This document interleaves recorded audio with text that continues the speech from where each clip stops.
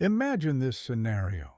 It's 4:30 in the morning, and you're wide awake, staring into the darkness while your mind races through every detail of last Thursday's meeting. Your brain won't shut off, cycling through tomorrow's client presentation like a broken record, dissecting each potential response, questioning every word you've prepared, catastrophizing outcomes that'll probably never happen. Does this sound painfully familiar? Here's what nobody wants to admit. While you've been trapped in this mental marathon, someone with half your talent and double your courage already executed the plan you've been perfecting for months. They moved, they acted, they got results. And you? You're still frozen in place, suffocating under the weight of possibilities that exist only in your imagination. What I'm about to share will fundamentally shift your perspective. Overthinking isn't brilliance. It's not strategic planning or being detail-oriented. It's a cage built by your own mind, stealing your time, draining your energy, and destroying opportunities before you can even grab them. And here's the twist. The escape route is far simpler than you imagine. Over the next quarter hour, you'll understand exactly why your brain sabotages you with excessive analysis. Discover the devastating price you're paying for this habit and master a straightforward framework that'll liberate you from decision paralysis forever. When we're done, you'll possess the tools for rapid decision-making, confident action, and permanent freedom from mental gridlock. But there's one non-negotiable requirement. You must actually implement what you discover here. No more analyzing whether this strategy might work. No more waiting for ideal circumstances. The moment is right now. Chapter 1. The Analysis Addiction Crisis. We're experiencing an unprecedented era of mental paralysis. At no point in human existence have people had access to such overwhelming information, infinite options, and countless experts demanding our attention about every possible choice. And it's freezing us in our tracks. Your great-great-grandfather didn't agonize for weeks about approaching someone he found attractive. He simply approached them. Your great-grandmother didn't spend 4 hours comparing restaurant reviews before cooking dinner. She prepared food from what she had. They operated without the burden of endless alternatives. And paradoxically, this limitation made them decisive, action-oriented, and remarkably effective. But let's examine what's actually happening inside your skull during these analysis spirals. You're triggering what brain researchers call the default mode network, the neural system that activates when you disengage from external reality and your internal narrator takes over. It's that relentless voice continuously chattering, evaluating, obsessing, strategizing. The fundamental problem: this mechanism evolved for a completely different environment. Millennia ago, when your ancestors heard branches snapping in the forest, careful analysis kept them alive. Was it a predator? Wind? Should they flee or investigate? That methodical thinking separated survivors from casualties. In our modern landscape, however, this same protective system works against your interests. Your brain processes selecting a career with identical urgency to escaping from a prehistoric predator. It saturates your system with cortisol, activates your stress response, and locks you in chronic anxiety and indecision. Here's the startling reality. The typical person navigates roughly 35,000 choices daily, from morning wardrobe selections to meal decisions, from commute routes to streaming entertainment. If you're overthinking even a fraction of these, you're burning through mental resources like a race car burns fuel. This phenomenon is called decision fatigue. It explains why highly successful individuals like Tim Cook wear virtually identical outfits daily. Why billionaire Warren Buffett maintains extremely simple daily routines. Why successful entrepreneurs automate trivial decisions whenever possible. They've discovered something most people miss. Your willpower and decision-making capacity are limited commodities. Each time you overthink a minor choice, you're depleting the mental fuel needed for consequential ones.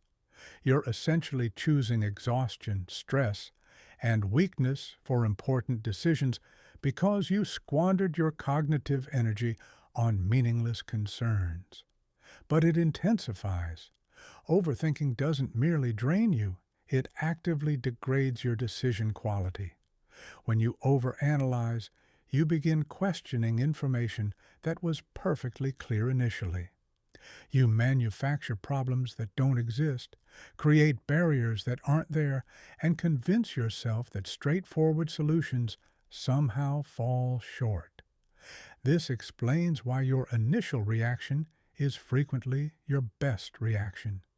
Your unconscious mind processes information with remarkable speed, accessing years of accumulated experience and pattern recognition to deliver immediate intuitive guidance. Then your conscious mind interferes with its compulsion to analyze everything. Suddenly, clarity transforms into confusion. The world's most successful individuals aren't necessarily the brightest minds. They're the most decisive. They recognize that a solid decision executed quickly almost always outperforms a flawless decision delivered too late. They understand you can adjust course while moving, but standing still produces zero progress. Consider the last significant opportunity you lost to overthinking. Perhaps it was a position you analyzed until someone else filled it. Maybe an investment you researched so thoroughly that the window closed before you acted. Perhaps asking someone out, launching a venture, relocating, or taking any meaningful leap. How did you feel afterward? Regret, correct? Not because you chose poorly, but because you never chose at all. You allowed overthinking to steal your chance, your confidence, your momentum. This analysis addiction is creating an entire generation of brilliant, capable individuals paralyzed by their own intelligence. They know too much, weigh too many variables, envision too many scenarios. They're like grandmasters attempting to calculate every possible move in a game where the rules constantly evolve. Chapter 2: The Neuroscience Behind Mental Gridlock. Let's dive deeper into the actual brain mechanics when you're trapped in overthinking mode. Understanding the neuroscience empowers you to recognize the pattern and interrupt it effectively. When analysis paralysis strikes, your brain activates multiple critical regions simultaneously. The prefrontal cortex, responsible for executive function and planning, shifts into overdrive. It's like running too many programs on your computer at once. Everything decelerates, glitches appear. Eventually, the system freezes completely. Simultaneously, your anterior cingulate cortex, which processes emotions and monitors conflicts, starts rapid firing.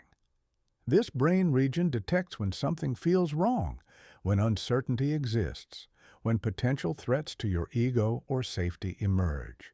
It's essentially your internal alarm system. During overthinking, it becomes stuck in the on position.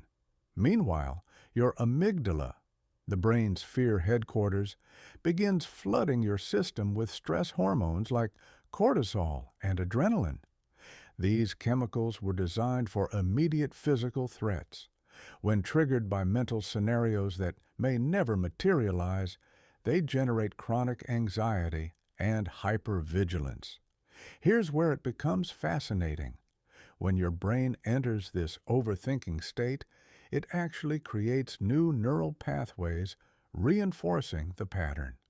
Every time you choose analysis over action, you're literally rewiring your brain toward greater indecisiveness in the future.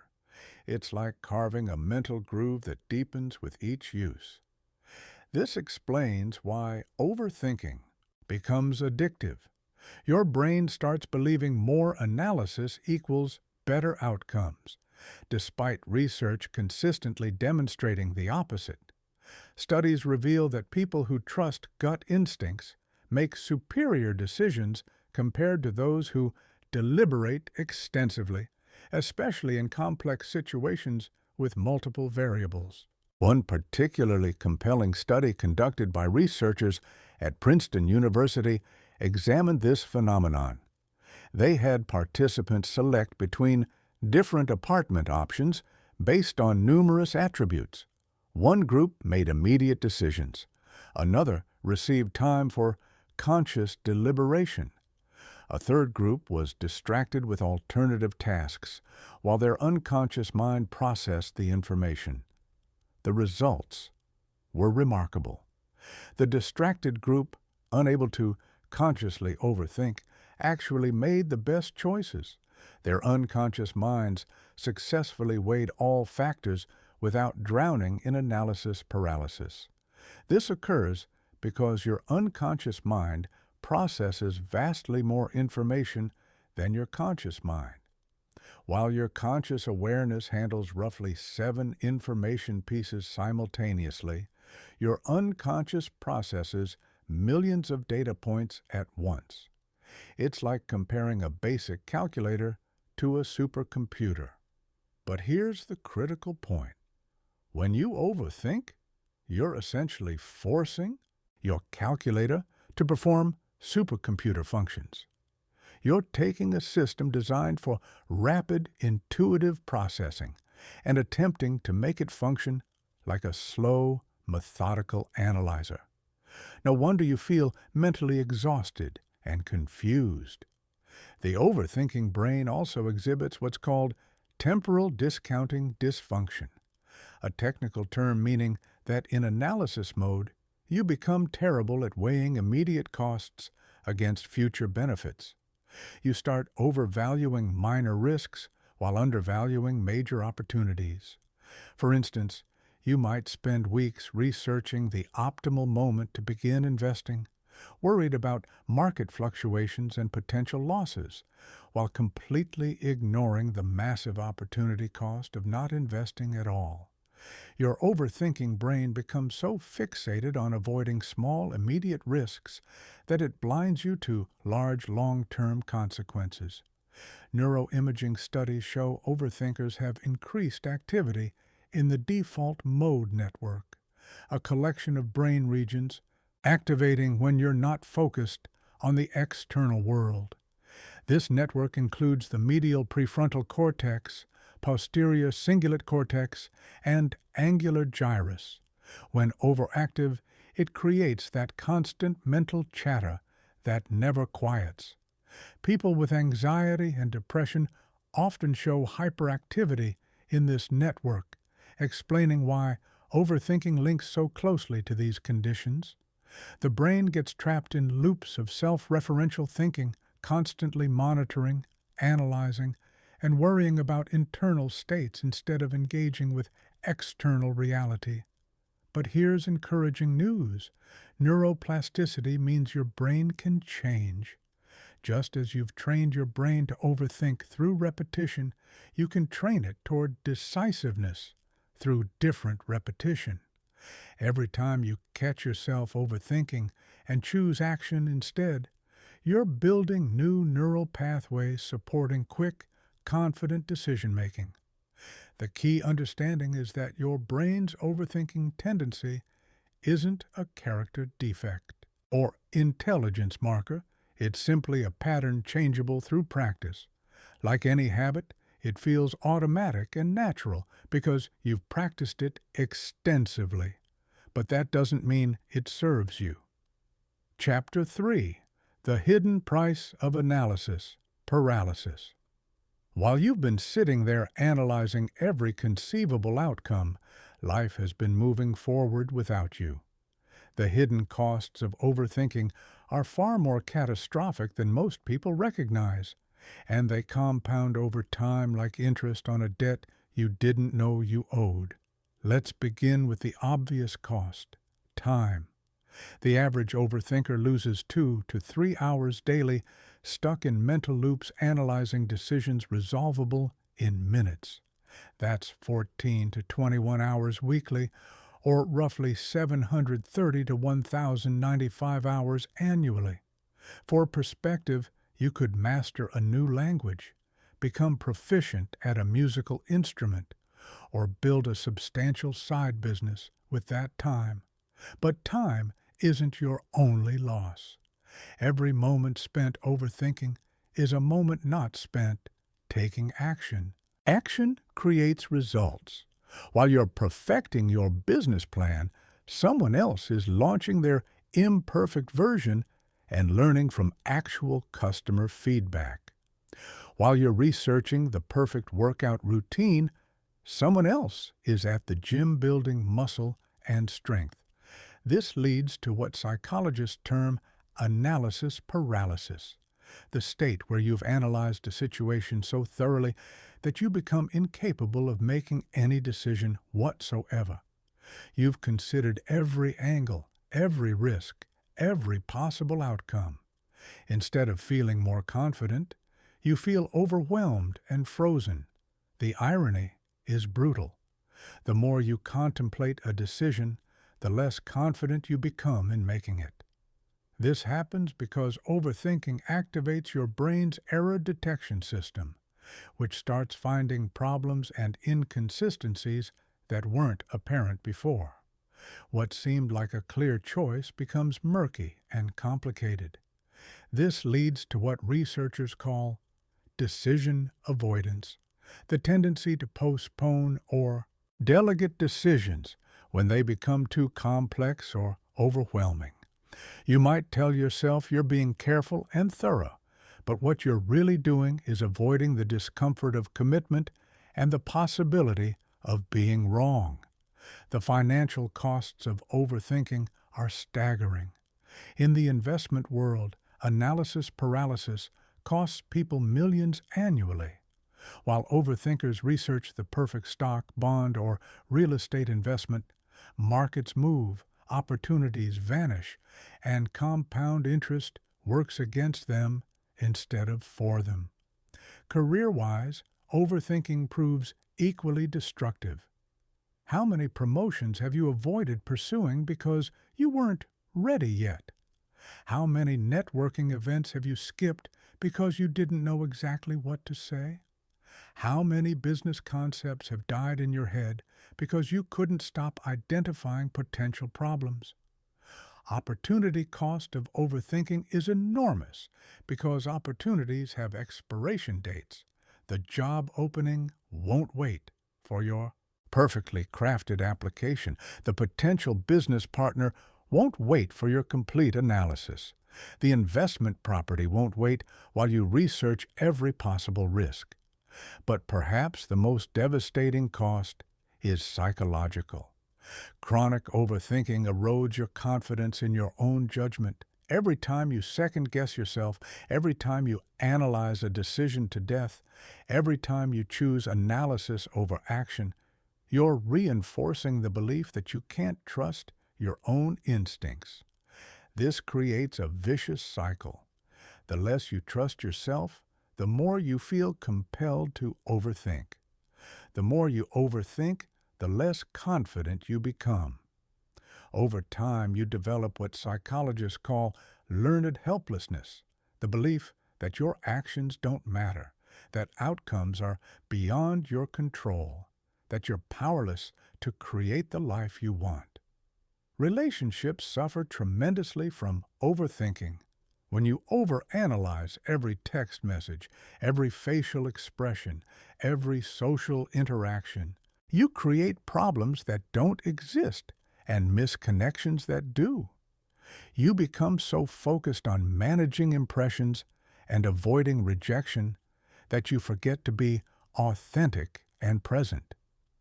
The energy cost of overthinking is also significant. Your brain consumes about 20% of your body's total energy. When stuck in overdrive, that percentage increases dramatically.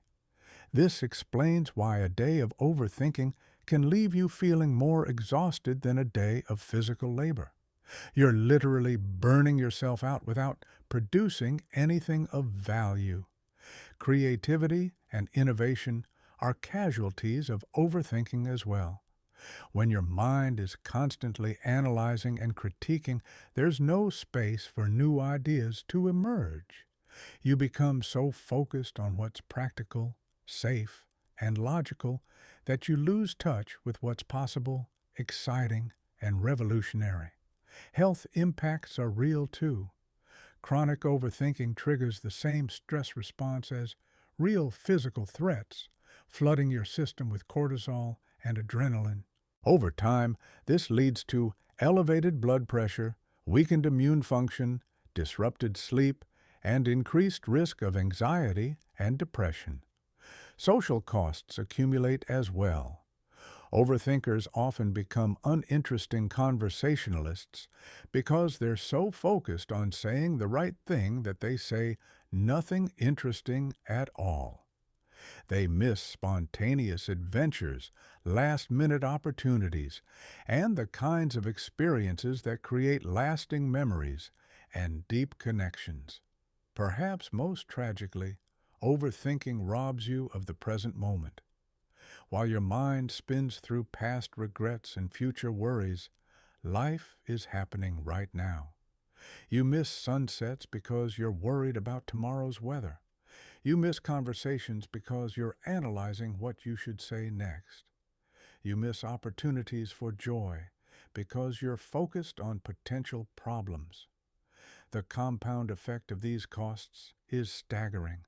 Small decisions that could be made in seconds stretch into hours. Simple opportunities become complex problems. Clear paths become maze-like puzzles. And slowly, over months and years, overthinking transforms capable, intelligent people into hesitant, anxious, paralyzed versions of themselves. Your brain isn't intentionally undermining you when it falls into overthinking patterns. Actually, it's attempting to protect you using mechanisms perfectly calibrated for a world that no longer exists. Understanding why your brain defaults to overthinking will help you recognize when it's happening and give you the compassion to change the pattern without battling your own nature. The primary driver is what evolutionary psychologists call the precautionary principle. For millions of years, our ancestors survived by being cautious, by thinking through potential dangers, by considering what could go wrong before taking action. The humans who rushed into unknown situations without analysis often didn't survive long enough to pass on their genes. This cautious mindset served us brilliantly when the stakes were literally survival or death. If you heard unusual sounds in the darkness, it was better to spend time analyzing whether it was a threat than to ignore it and potentially become prey. If you were considering consuming an unfamiliar plant, extensive deliberation could save you from poisoning. But here's the fundamental problem. Your ancient brain doesn't distinguish between selecting a vacation destination and escaping from a predator. Both situations trigger the same analytical processes, the same caution mechanisms, the same tendency to consider every possible negative outcome. Modern existence has created what researchers call a threat detection malfunction. Your brain's early warning system, which was calibrated for physical dangers that appeared suddenly and required immediate response, is now constantly activated by abstract, future-oriented concerns that may never actually materialize. When you're lying awake worrying about next week's presentation. Your brain is responding as if the audience is already there judging you, waiting to attack your credibility. When you're analyzing whether to pursue someone romantically, your brain is treating potential rejection like a physical assault on your survival. This is compounded by what psychologists call the negativity bias, your brain's tendency to focus more intensely on potential losses than potential gains. Studies demonstrate that people feel the pain of losing $100 more intensely than the pleasure of gaining $100. This bias made sense when resources were scarce and losing anything could mean starvation. But in today's abundant world, it often prevents us from taking beneficial risks. Your brain also has a built-in completion tendency. It wants to resolve open loops and answer unanswered questions. This explains why you can't stop thinking about a problem until you've solved it, even when the problem doesn't actually need solving. Your brain perceives unresolved decisions as threats to your sense of control and competence. Social media and information overload have hijacked these natural tendencies. Your brain receives thousands of data points daily about what you should do, what you should want, what you should achieve. This creates what psychologists call choice overload, when having too many options actually makes decision-making harder, not easier. The famous grocery store study illustrated this perfectly. When shoppers encountered 24 varieties of gourmet jam to sample, only 3% made a purchase. But when they encountered just 6 varieties, 30% bought jam. More options led to more analysis, more comparison, more second-guessing, and ultimately more paralysis. Your brain also falls victim to what's called the planning fallacy, the tendency to underestimate how long tasks will take and overestimate your ability to complete them perfectly. This leads to endless planning and replanning as your brain keeps trying to create the perfect strategy that will guarantee success. Social comparison adds another layer of complexity. Thanks to social media, you're constantly exposed to curated highlights of other people's lives, creating pressure to make optimal choices. That will lead to impressive outcomes. Your brain starts to treat every decision as a performance that will be judged by others. The paradox of choice has reached epidemic proportions. Your ancestors might have had to choose between 3 potential romantic partners in their village. You have access to millions through dating apps. They might have had 1 career path available. You have thousands of possibilities. They ate what was available. You have infinite restaurant options, dietary philosophies, and nutrition advice to consider. Your brain's pattern matching system, which once helped you recognize dangerous situations based on limited information, now gets overwhelmed by the complexity of modern decisions. It keeps searching for patterns and precedents that don't exist, trying to apply simple shortcuts to complex, unprecedented situations. Fear of regret plays a massive role in overthinking. Your brain has learned that making the wrong choice leads to emotional discomfort. So it tries to prevent regret by analyzing every possible outcome. But this creates a paradox. The fear of making the wrong choice often prevents you from making any choice at all, which guarantees the regret you're trying to avoid. The availability heuristic causes your brain to overweight recent or memorable information when making decisions. If you recently heard about someone's business failing, your brain will overestimate the likelihood of your own business failing. If you saw a news story about a plane crash, your brain will overestimate the dangers of flying even though statistically you're much more likely to be injured driving to the airport. Perfectionism compounds all of these tendencies. Your brain starts to believe that there's one right answer to every question, one optimal choice in every situation. This creates impossible standards and endless analysis as you search for a perfect solution that probably doesn't exist. The confirmation bias kicks in during extended analysis. Periods. Your brain starts to seek information that confirms your existing fears or doubts while ignoring evidence that supports taking action. If you're scared of starting a business, you'll find every article about business failures while somehow missing all the success stories. Understanding these mechanisms isn't about judging your brain or trying to override its natural tendencies.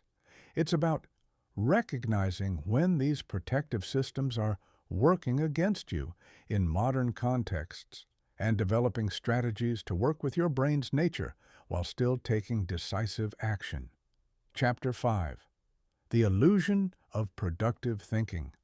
Here's the most dangerous deception your brain tells you about overthinking, that it's productive, that all that mental spinning, analyzing, and planning is actually accomplishing something valuable, that you're being responsible, thorough, and intelligent by considering every angle before taking action. This illusion is so convincing that many overthinkers wear their analysis paralysis like a badge of honor. They tell themselves they're being careful, strategic, or thoughtful. They look at people who make quick decisions and judge them as impulsive, reckless, or shallow. But the research tells a completely different story. Studies consistently show that excessive deliberation leads to worse outcomes, not better ones. When researchers track decision quality over time, they find that people who trust their initial instincts and act quickly generally achieve better results than those who analyze extensively before acting. Why does this happen? Because thinking and doing activate completely different parts of your brain. When you're thinking about riding a bicycle, you use your prefrontal cortex to analyze balance, speed, and steering. But when you're actually riding a bicycle, you use your cerebellum and motor cortex to execute smooth, automatic movements. The thinking brain and the doing brain operate on entirely different systems. The same principle applies to every area of life. You can think about having a difficult conversation for hours, planning what you'll say, anticipating their responses, rehearsing your reactions. But the actual conversation will unfold based on real-time social cues, emotional dynamics, and spontaneous moments that no amount of pre-planning can predict. This is why the most charismatic people aren't the ones who plan out every word. They're the ones who stay present and respond authentically to whatever emerges. They trust their social intelligence to guide them in the moment rather than trying to script the interaction in advance. The illusion of productive thinking is reinforced by the fact that analysis feels like work. Your brain is active. You're using energy. You feel mentally engaged. But feeling busy isn't the same as being productive. You can spend 8 hours thinking about a problem and make zero progress towards solving it. Meanwhile, someone else can spend 8 minutes taking action and move significantly closer to their goal.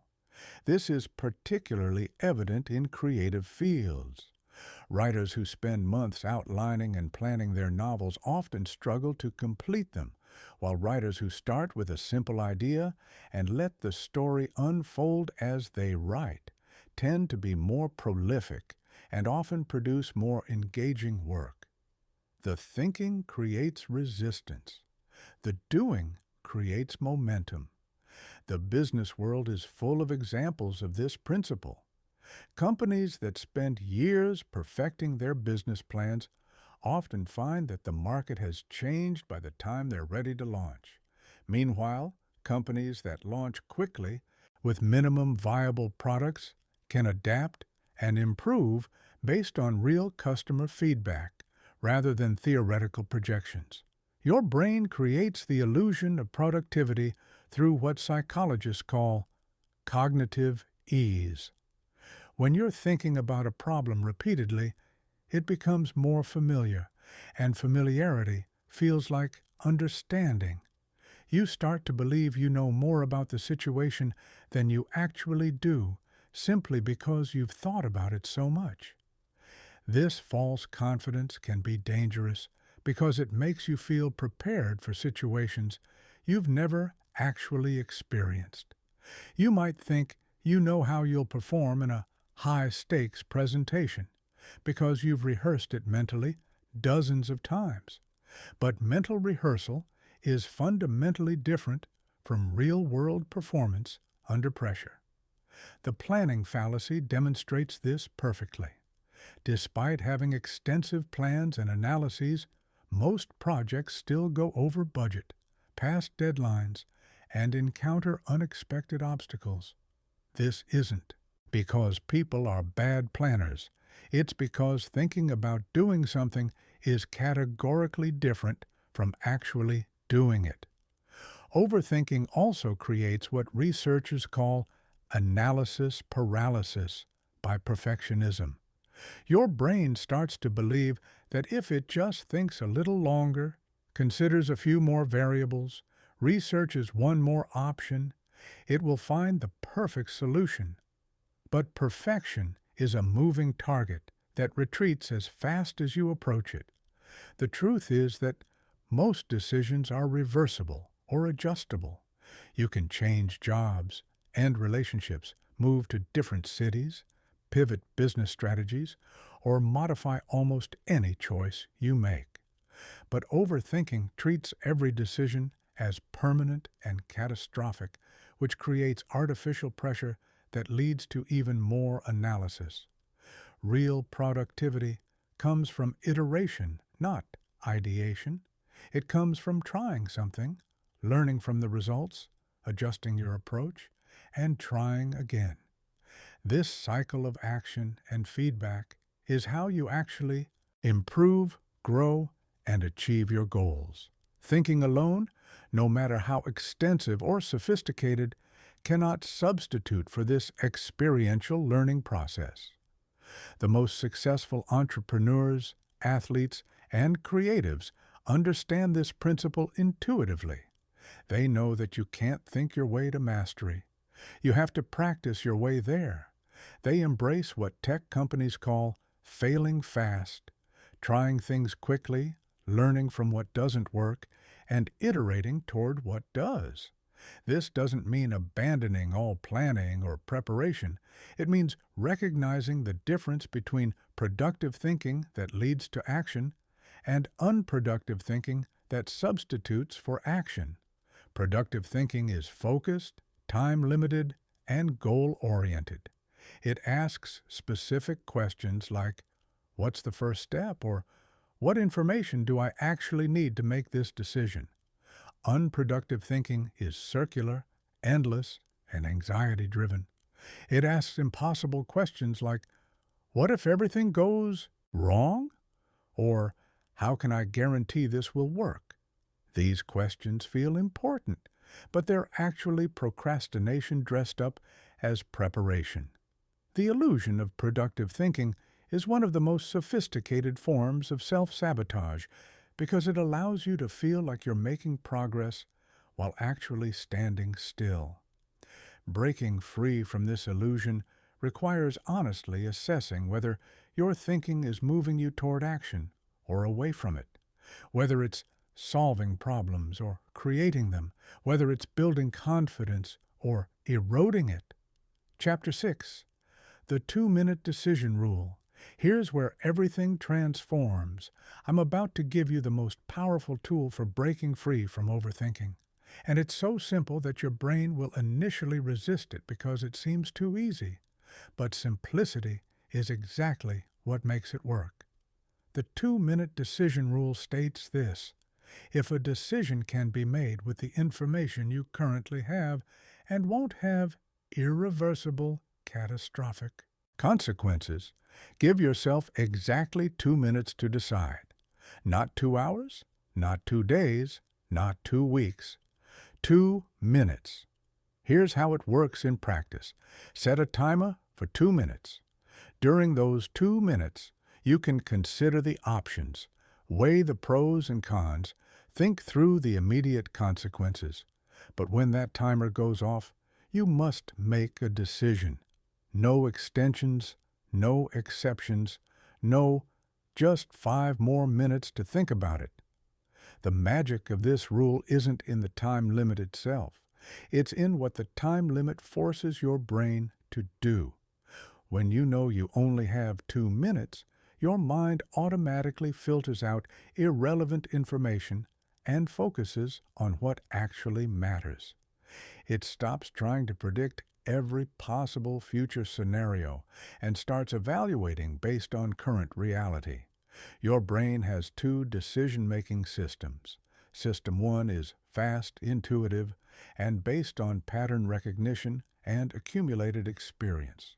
System 2 is slow, analytical, and based on conscious reasoning. Overthinking happens when System 2 takes over decisions that System 1 is perfectly equipped to handle. The 2-minute rule forces you to rely more on System 1, which is actually superior for most life decisions. System 1 processes massive amounts of information instantly, drawing on everything you've learned, experienced, and observed throughout your life. It's like having access to a supercomputer that can analyze millions of variables in seconds. System 2, the analytical mind, can only handle about 7 pieces of information at once. When you give it a complex decision with multiple variables, it gets overwhelmed and starts creating artificial complications to justify its involvement. It's like asking a calculator to run a complex simulation. It's not designed for that kind of work. The beauty of the 2-minute rule is that it works for an enormous range of decisions. Should you accept that job offer?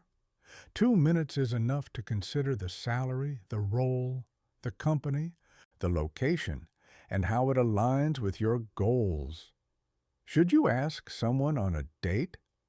2 minutes is more than enough to evaluate your interest, their apparent interest, and the potential for connection. Should you start that side business? 2 minutes can determine if you have the skills the market demand, the initial resources, and the motivation to begin. Should you end a relationship that's not working? 2 minutes is sufficient to assess your happiness, your partner's happiness, your shared goals, and whether the issues are solvable. But here's what separates successful people from chronic overthinkers. They understand that most decisions are not permanent. If you take a job and it's not the right fit, you can find another job. If you ask someone out and they say no, you can ask someone else.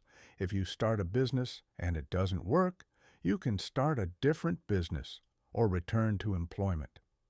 The fear of making the wrong decision is almost always disproportionate to the actual consequences of that decision. Your brain treats choosing a restaurant like a life or death scenario. But in reality, the worst-case scenario is a mediocre meal and the loss of an hour and some money. These consequences are so minor that spending more than 2 minutes deciding is objectively irrational. Even bigger decisions rarely have the catastrophic consequences your overthinking brain imagines. Moving to a new city? If you don't like it, you can move again. Changing careers. Most people change careers multiple times throughout their lives. Getting married. Divorce exists, and while it's not ideal, it's not the end of the world either. The 2-minute rule also eliminates decision avoidance. When you know you have to decide in 2 minutes, you can't postpone the decision indefinitely. You can't wait for more information, more time, or more certainty. You have to work with what you have right now, which is almost always sufficient for making a good decision. This rule forces you to distinguish between decisions that matter and decisions that don't. If you can't decide something in 2 minutes, ask yourself, is this decision actually important enough to warrant extended analysis? Or am I overthinking something that will have minimal impact on my life? Most of the decisions we agonize over fall into the second category. What to wear to work, what to have for lunch, which movie to watch, what to post on social media. These micro decisions consume enormous amounts of mental energy despite having virtually no impact on our long-term well-being or success. The 2-minute rule also builds decision-making confidence. Every time you make a quick decision and survive the consequences, which you almost always will, you prove to yourself that extensive analysis isn't necessary. You start to trust your judgment, your instincts, your ability to handle whatever results from your choices. Start implementing this rule immediately with low-stakes decisions. When you're choosing what to eat for lunch, set a 2-minute timer and decide. When you're picking something to watch on streaming services, give yourself 2 minutes maximum. When you're deciding whether to attend a social event, 2 minutes is plenty. As you build confidence with small decisions, gradually apply the rule to bigger ones.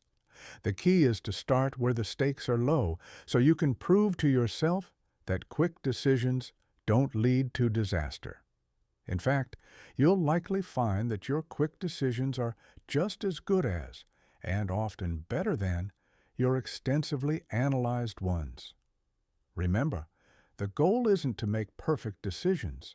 The goal is to make good enough decisions quickly so you can spend your time and energy implementing those decisions rather than endlessly reconsidering them.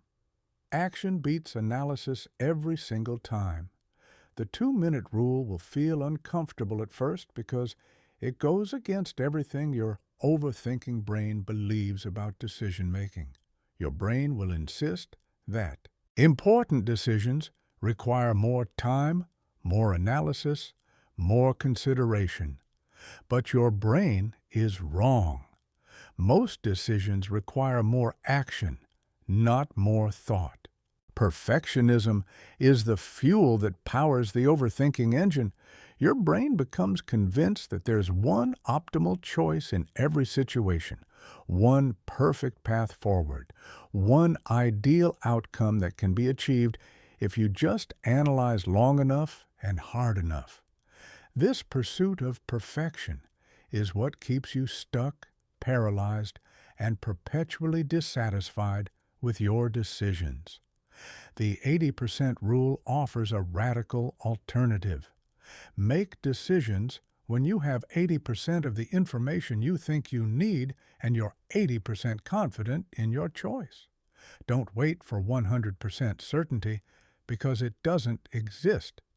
Don't hold out for perfect information because you'll never have it. Don't demand guarantees because life doesn't offer them. This rule is based on a fundamental truth that overthinkers struggle to accept. In most situations, a good decision made quickly beats a perfect decision made too late. The remaining 20% of information you're waiting for rarely changes the fundamental nature of the decision, but it can cost you the opportunity to act when action matters most. Military leaders understand this principle intimately. In combat situations, waiting for perfect intelligence can mean the difference between victory and defeat, between life and death. They operate on what they call the 70% solution. If you have 70% of the information and 70% confidence, you act. The speed of decision matters more than the perfection of decision. Business leaders operate similarly. Elon Musk is famous for making rapid decisions based on first principles thinking rather than waiting for comprehensive market research. This decision-making speed was a key factor in Tesla's and SpaceX's ability to disrupt established industries and move faster than competitors. The 80% rule works because of diminishing returns on analysis. The first 20% of your research typically provides 80% of the useful information. The next 60% of research provides only 20% additional value. The final 20% of research, the part that gets you from pretty sure to absolutely certain, provides almost no additional value while consuming enormous amounts of time and energy. Think about buying a car. The first hour of research tells you about reliability ratings, price ranges, fuel efficiency, and safety scores. The second hour might teach you about specific features, warranty details, and dealer incentives. But by the 20th hour of research, you're probably comparing thread counts on floor mats or analyzing the exact shade differences between paint options. That's not productive research. That's procrastination disguised as preparation. The 80% rule also acknowledges a crucial reality. You can course correct as you go. Most decisions aren't permanent, and most mistakes are recoverable. If you choose a direction and new information emerges that suggests a different path would be better, you can adjust. But you can't make progress while you're standing still waiting for perfect clarity. This principle applies powerfully to career decisions. You don't need to find the perfect job. You need to find a good job that moves you in the right direction. You can learn what you like and don't like through actual experience, then use that information to make your next career move. But if you wait for the perfect opportunity, you might wait forever while missing dozens of good opportunities that could have advanced your career. The same logic applies to relationships. You don't need to find the perfect person. You need to find someone who meets your core criteria and with whom you feel a genuine connection. You can learn about compatibility through spending time together, not through endless analysis of their social media profiles or interrogation of mutual friends. Entrepreneurship is perhaps the perfect example of why the 80% rule matters. No business plan survives contact with real customers. No matter how thoroughly you research your market, your competitors, your pricing strategy, you won't know what actually works until you launch and start getting real-world feedback. The entrepreneurs who succeed are those who launch with good enough plans and iterate based on actual results. The 80% rule helps you avoid what researchers call information overload paralysis. When you have too much information, your brain struggles to process it all effectively. You start to weight minor factors equally with major ones. You begin to see patterns and problems that don't actually exist. You convince yourself that you need just a little more information to make the right choice. But here's the paradox. The more information you gather, the less confident you often become in your decision. This happens because additional information frequently introduces complexity rather than clarity. You start to see downsides you hadn't considered, alternatives you hadn't explored, variables you hadn't accounted for. This is why your first instinct is often your best instinct. Your initial reaction to a situation is based on rapid processing of the most relevant information filtered through your experience and intuition. As you gather more information, you start second-guessing this initial assessment, even though it was likely more accurate than your overthought conclusion. The 80% rule also protects you from analysis paralysis by imposing a decision deadline. Once you reach 80% confidence, you stop researching and start acting. This prevents the endless deferral that characterizes chronic overthinking. Implementing the 80% rule requires developing comfort with uncertainty. You have to accept that you'll never have complete information, that some risk is inherent in every decision, that you can't control every outcome.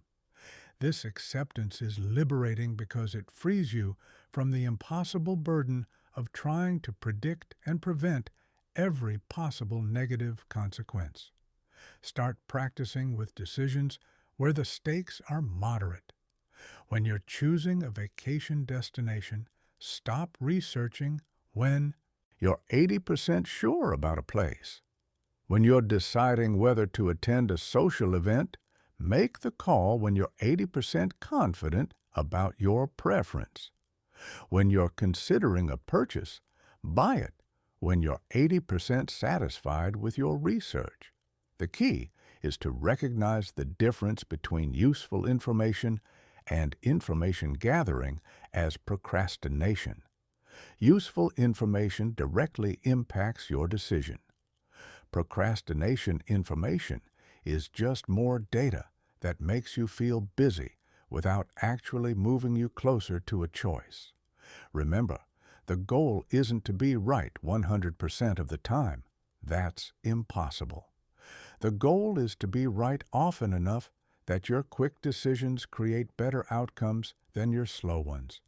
And research consistently shows that people who make faster decisions with less information often achieve better results than those who analyze extensively before acting. The 80% rule teaches you to trust yourself, to value speed over perfection, and to embrace the iterative nature of life. You make the best decision you can with the information you have, then adjust course as new information emerges. This approach leads to faster progress, less stress, and surprisingly better outcomes than the perfectionist alternative. Chapter 8. Creating Decision Deadlines that Actually Work. One of the most insidious aspects of overthinking is how it creates the illusion of productivity while actually preventing progress. You tell yourself you're still deciding or gathering more information, but what you're really doing is avoiding the discomfort of commitment. Decision deadlines cut through this self-deception by forcing action within a specific time frame. But not all decision deadlines work. Most people set arbitrary deadlines that their brains don't take seriously, or they set unrealistic deadlines that create stress without promoting good decision-making. Effective decision deadlines have specific characteristics that make them psychologically compelling and practically useful. First, effective deadlines are tied to external consequences, not just internal preferences. If you tell yourself you'll decide about a job offer by the end of the week, your brain knows there's no real consequence for missing that deadline. But if the job offer expires at 5 p.m. on Friday, your brain treats that as a hard boundary that must be respected. This is why artificial scarcity works so effectively in marketing. When a sale is ending at midnight, when there are only 3 items left in stock, when an offer is available for the next 24 hours only, your brain shifts into decision mode. It stops analyzing and starts choosing because the window of opportunity is closing. You can create this same urgency for your own decisions by tying them to real external deadlines. If you're trying to decide whether to take a class, register by the early deadline to save money. If you're considering a career change, Apply for jobs before the application deadlines close. If you're thinking about moving to a new city, book apartment viewings for a specific weekend trip. Second, effective deadlines are short enough to prevent overthinking, but long enough to allow adequate consideration. For most personal decisions, this sweet spot is between 24 hours and 1 week. Shorter deadlines don't give you enough time to gather essential information. Longer deadlines give your brain too much time to spiral into analysis paralysis. The key is calibrating the deadline to the importance and complexity of the decision. Choosing a restaurant for dinner tonight gets a 15-minute deadline. Deciding whether to accept a job offer gets a 3-day deadline. Choosing whether to buy a house gets a 1-week deadline. The more important the decision, the longer the deadline, but never longer than necessary for adequate consideration. Third, effective deadlines include specific trigger points that move you from analysis to action. These are predetermined criteria that automatically shift you into decision mode. For example, I'll research vacation options for 2 hours, then book whichever destination seems most appealing. Or, I'll consider this relationship for 1 month, then decide whether to commit or end it. These trigger points prevent the endless deferral that characterizes overthinking. Your brain can't keep moving the goalposts because you've already defined what constitutes sufficient analysis. Once you hit the trigger point, you're committed to deciding regardless of whether you feel ready. Fourth, effective deadlines create accountability through external commitment. Tell someone about your deadline and ask them to check in with you. Post about it on social media. Write it down and put it somewhere visible. Make it harder to ignore or rationalize away your deadline by involving other people in holding you accountable. This external accountability is crucial because your overthinking brain is incredibly skilled at creating excuses for why just a little more time would be helpful. It will convince you that unexpected information has emerged, that the situation has become more complex, that you need to consider new variables. External accountability helps you recognize these excuses for what they are.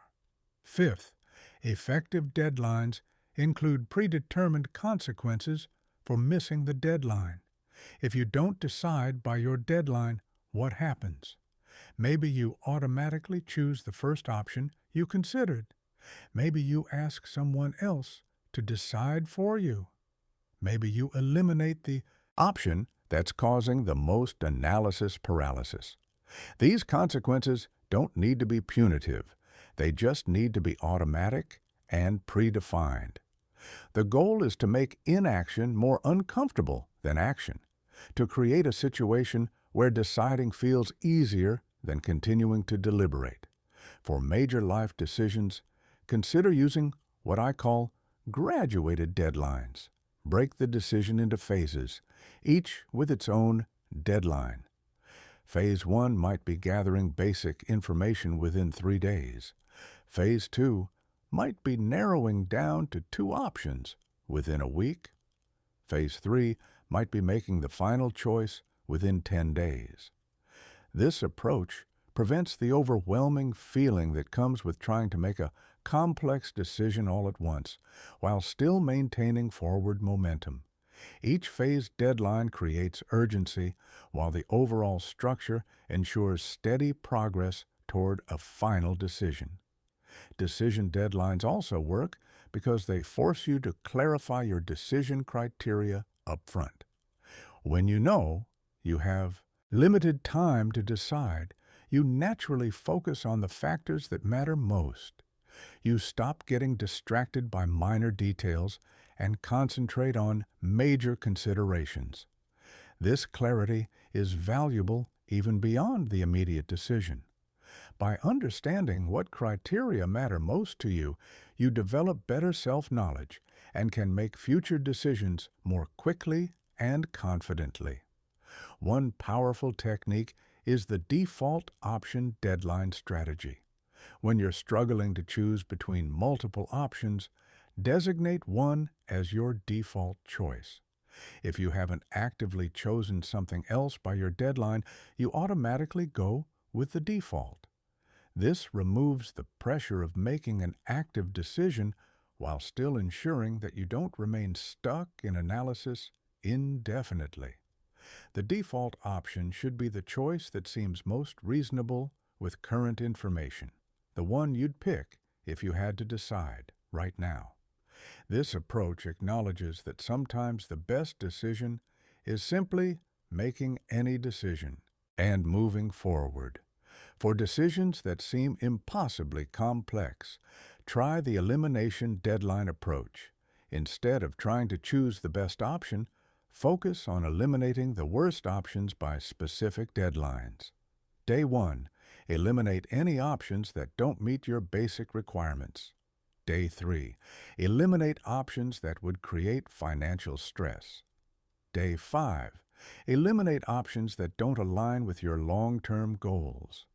This process of elimination often leaves you with one clear choice, or at least narrows the field enough that the final decision becomes much easier. Remember, the purpose of decision deadlines isn't to force you into bad choices. It's to prevent the perfect from being the enemy of the good. Deadlines help you recognize when you have sufficient information to make a reasonable decision and prevent you from falling into the trap of endless analysis. Most importantly, decision deadlines help you develop decision-making confidence. Every time you set a deadline and follow through, you prove to yourself that you can make good choices quickly.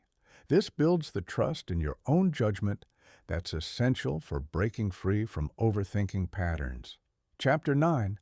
The Action First Mindset. Everything changes when you flip the script from think, then act, to act, then think.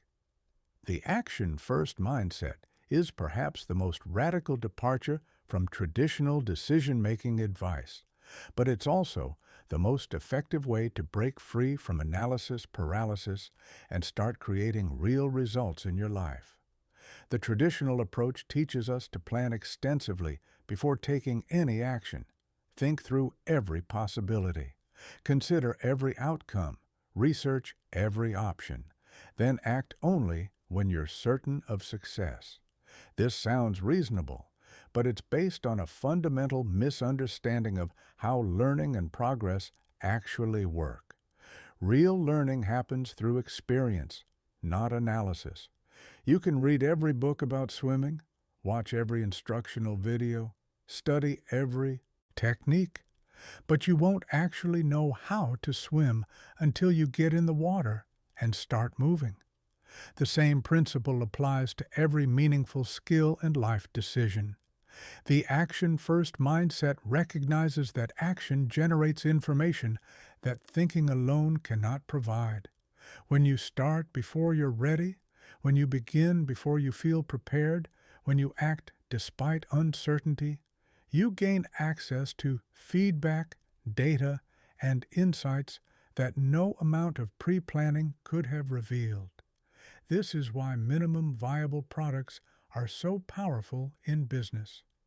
Instead of spending months or years perfecting a product based on theoretical customer needs, companies launch basic versions quickly and improve them based on real customer feedback.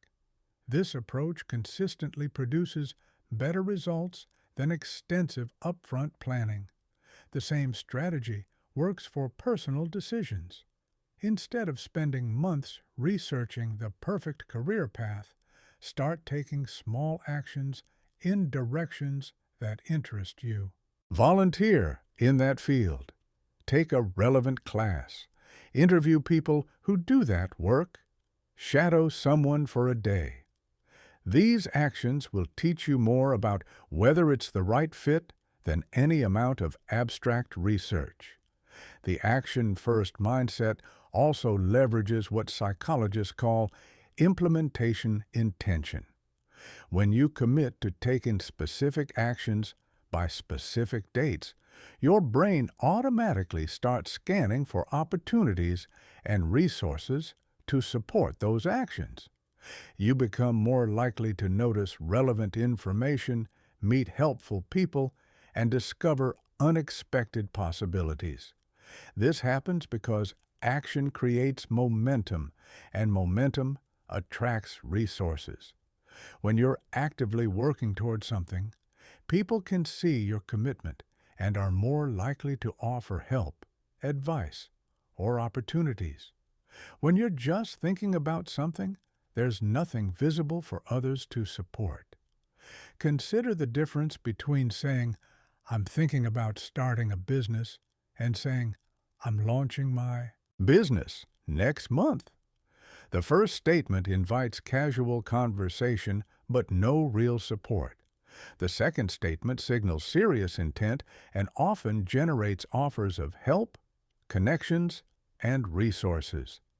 The action-first mindset doesn't mean acting recklessly or without any consideration. It means taking the smallest possible action that will generate useful information or move you in your desired direction. These small actions compound over time into significant progress, while small amounts of thinking compound into nothing but mental fatigue. For example, if you're considering asking someone on a date, the smallest action might be starting a conversation with them. If you're thinking about changing careers, the smallest action might be updating your resume or browsing job listings. If you're contemplating moving to a new city, the smallest action might be researching neighborhoods or planning a visit.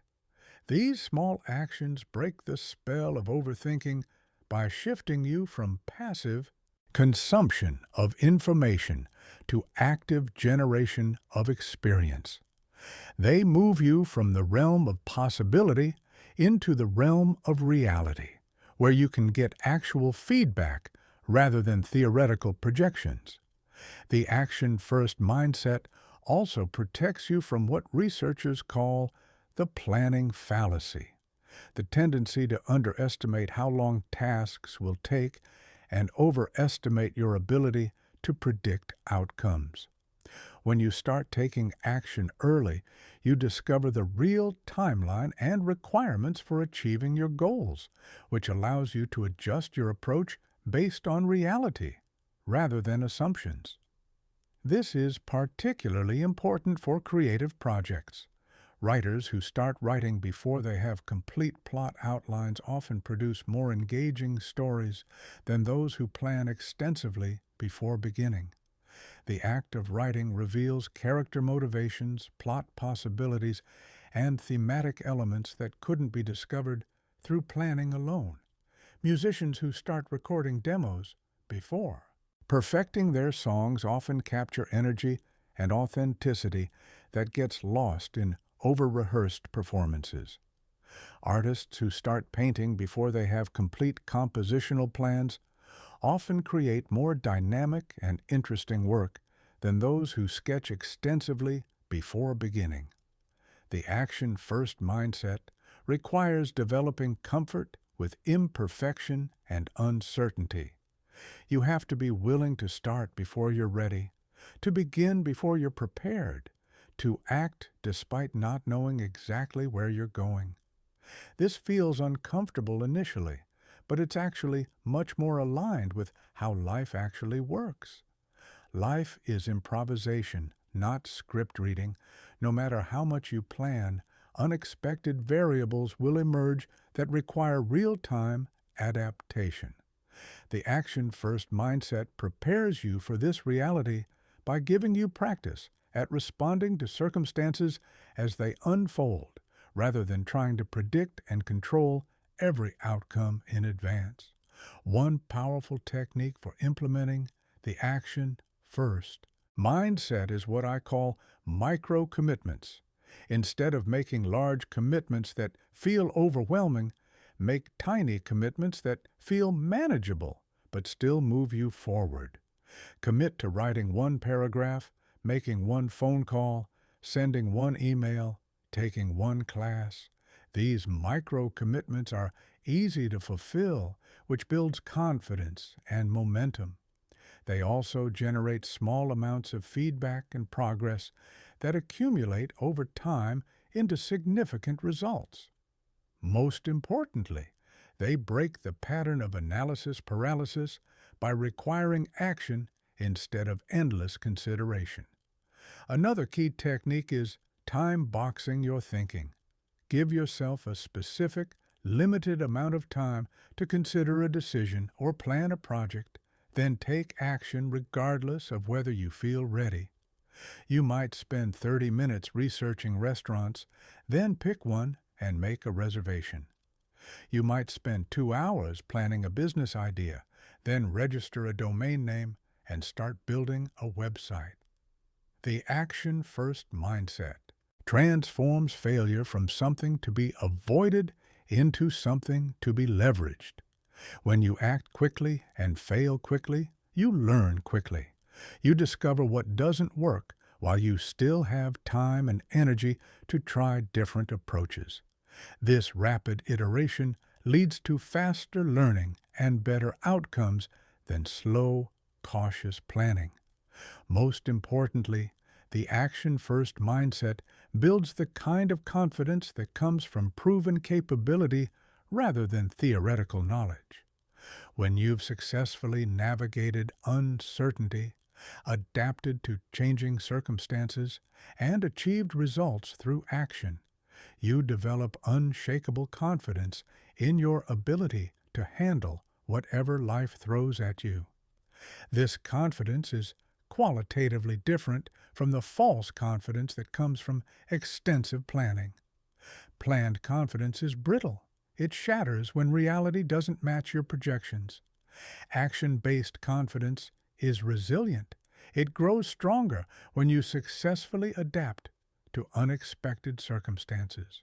Even with the best preventive strategies, you'll still experience moments when your brain spirals into overthinking mode. These are what I call overthinking attacks, sudden episodes where your mind starts racing through endless scenarios. Your stress levels spike, and you feel paralyzed by the complexity of a situation. Having emergency protocols ready for these moments can help you break the pattern quickly and regain your ability to think clearly and act decisively. The first step in any emergency protocol is recognition. You need to develop the ability to catch yourself in the middle of an overthinking attack rather than getting swept away by it. The earlier you recognize what's happening, the easier it is to interrupt the pattern and redirect your mental energy.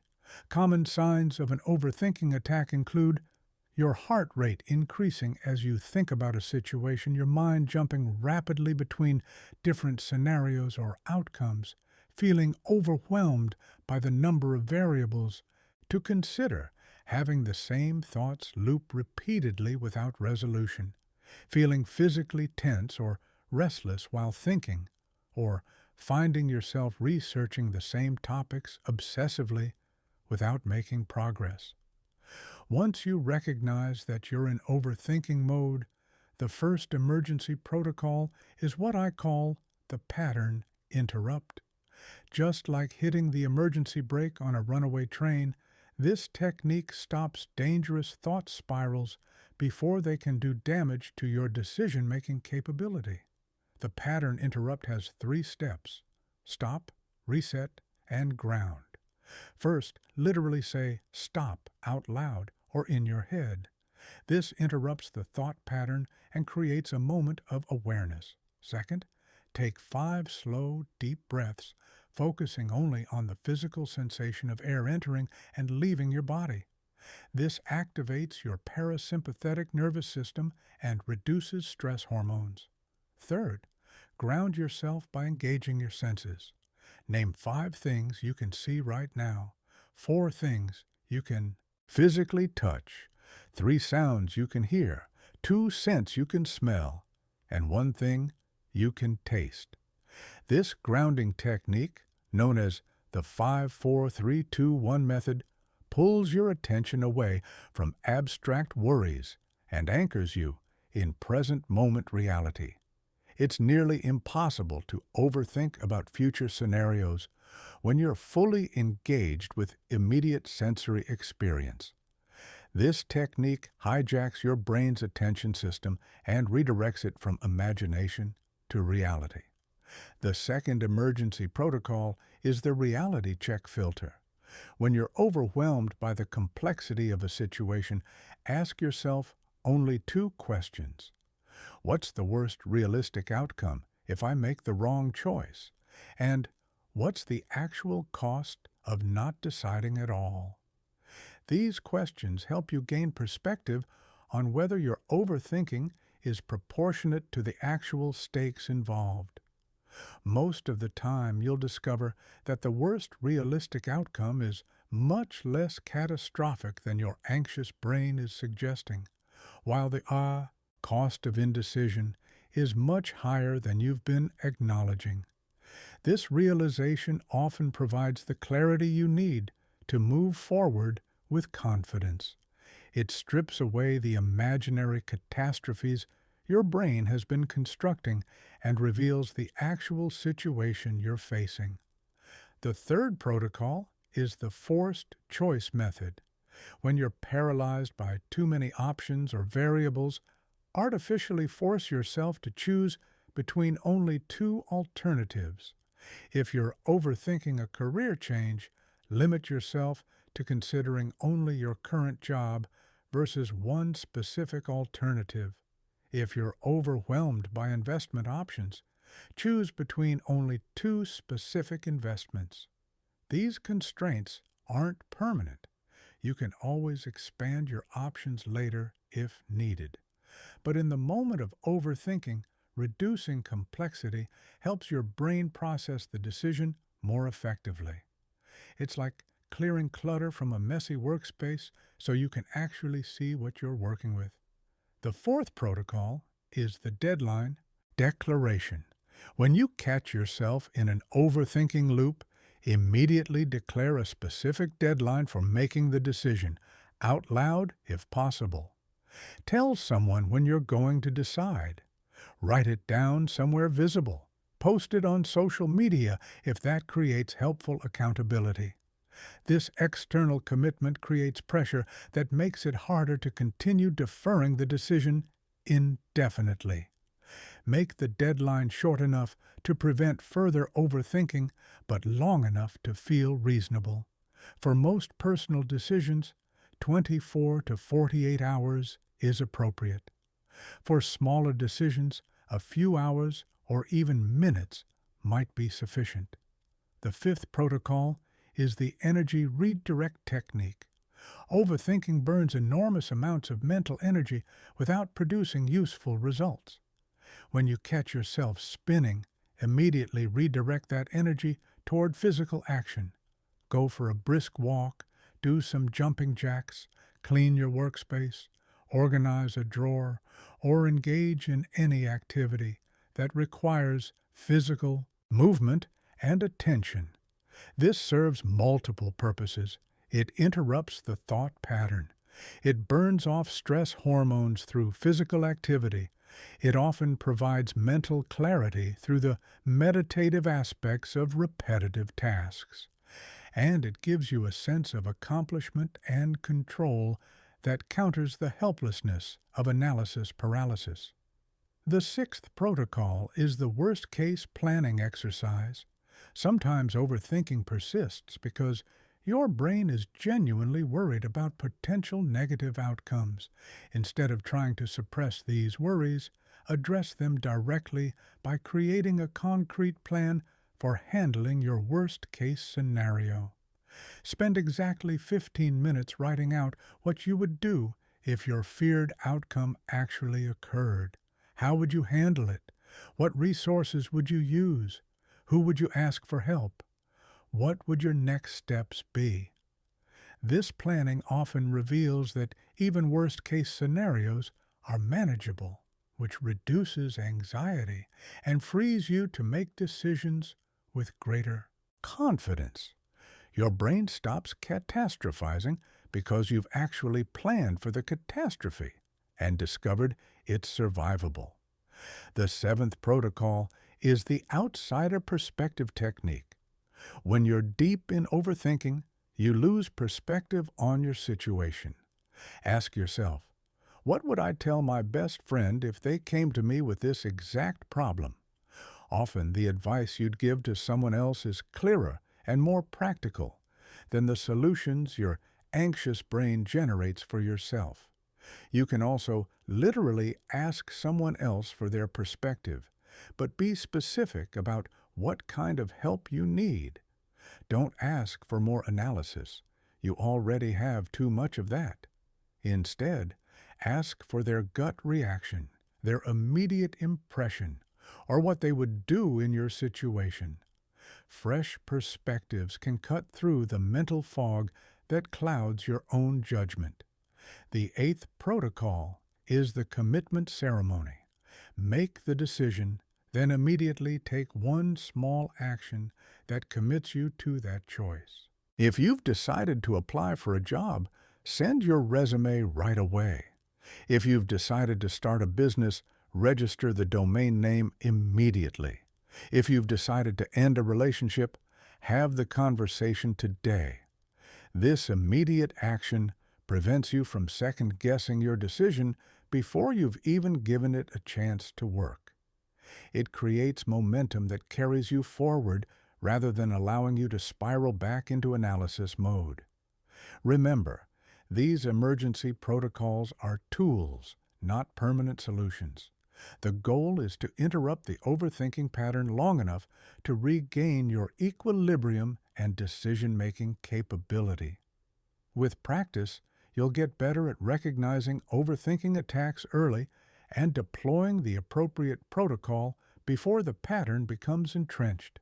The key is having these protocols ready before you need them. Write them down. Practice them during calm moments.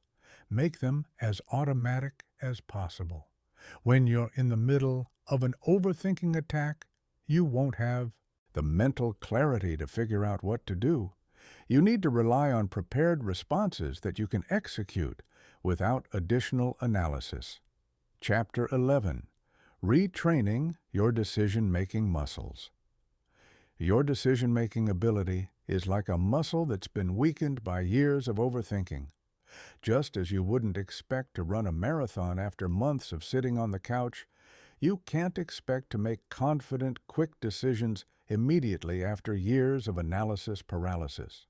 You need to systematically retrain your decision-making muscles through progressive exercises that build strength, speed, and confidence. The first exercise in this retraining program is what I call rapid-fire decision sprints. These are high-speed decision-making sessions where you force yourself to make multiple small decisions as quickly as possible. Set a timer for 5 minutes and make 20 decisions during that time. What to wear tomorrow, what to have for breakfast, which book to read next, what movie to watch, which route to take to work. The key is speed, not perfection. You're not trying to make optimal choices. You're trying to build the neural pathways that support quick decision-making. Each rapid decision strengthens your ability to trust your instincts and act without extensive analysis.